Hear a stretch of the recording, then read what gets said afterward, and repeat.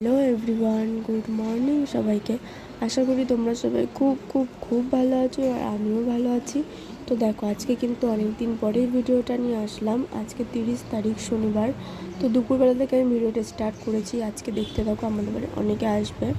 অনেকে বলতে আমার মাসি আসবে, আমার মাসির মেয়ে আসবে আর তার হাজব্যান্ড আসবে। তো দেখো, আজকে আমাদের বাড়িতেই খাওয়া দাওয়া হবে, মানে আর কি আমার বাপের বাড়ি।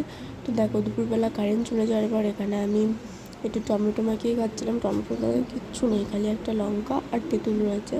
তারপর দেখো, এই যে এদের খাওয়াচ্ছে, সেই কী নিয়ম টিয়ম পালন করে যেন 1 বছর, মানে আর কি নতুন বিয়ে, মানে আর কি আমার বাপের বাড়ি এসছে, ওর জন্য এই কী নিয়ম টিয়ম পালন করছে।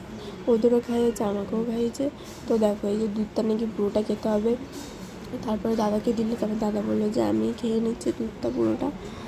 তো তোমাদের একটা কথা বলি, ভিডিওটা মানে এখানে আমি শেষ করছি। তো ভিডিওটা ভালো লাগলে লাইক কমেন্ট করে দিও।